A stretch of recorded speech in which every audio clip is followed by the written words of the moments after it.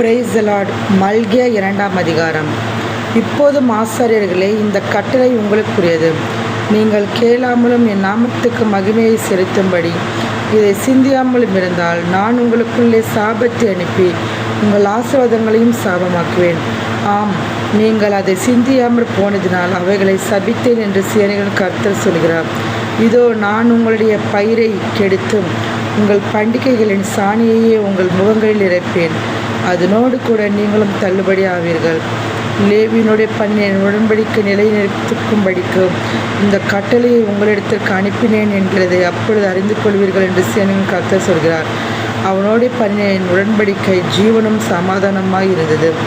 அவன் எனக்கு பயப்படும் பயத்தோடு இருக்க வேண்டும் என்றும் இவைகளை அவனுக்கு கட்டளையிட்டேன்.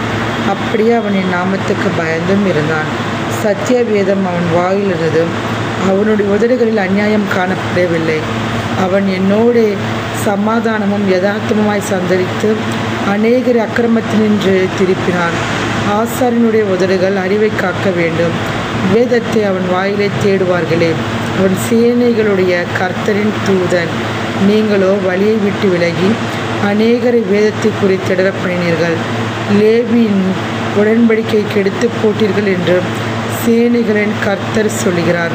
நீங்கள் என் வழிகளை கை கொள்ளாமல் வேதத்தை குறித்து பட்சபாதம் பண்ணினபடியினால் நானும் உங்களை எல்லா ஜனத்துக்கு முன்பாகவும் அற்பரும் நீசரும் மனம் ஆக்கினேன். நம் எல்லாருக்கும் ஒரே பிதா இல்லையோ?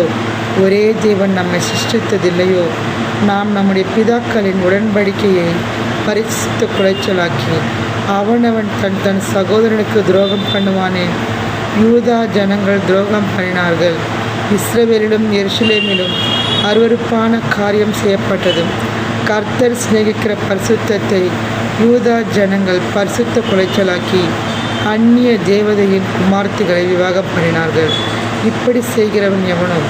அவன் காவல் காக்கிறவனாயினும் உத்தரவு பிடிக்கிறவனாயினும் சேனைகளின் கர்த்தருக்கு காணிக்கை செலுத்துகிறவனாயினும் அவனை யாக்கோபின் கூடாரங்கள் இராதபடிக்கு கர்த்தர் சங்கரிப்பார். நீங்கள் 2ஆம் தரமும் இதை செய்து கர்த்தருடைய பீடத்தை கண்ணீரினாலும் அழுகையினாலும் பெருமூச்சினாலும் நிரப்புகிறீர்கள். ஆகையால் அவர் இனி காணிக்கையை மதியார். அதை உங்கள் கைகளில் பிரியவும் ஏற்றுக்கொள்ள மாட்டார். ஏன் என்று கேட்கிறீர்கள். கர்த்தர் உனக்கும் உன் இளைய வயதின் மனைவிக்கும் சாட்சியாக இருக்கிறார்.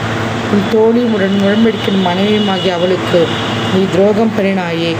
அவர் ஒருவனை அல்லவா படைத்தார்? ஆவி அவரிடத்தில் பரிபூர்ணமாய் இருந்ததே. பின்ன ஏன் ஒருவனை படைத்தார்? தேவ பக்தியுள்ள சந்ததியை பெறும்படிதானே.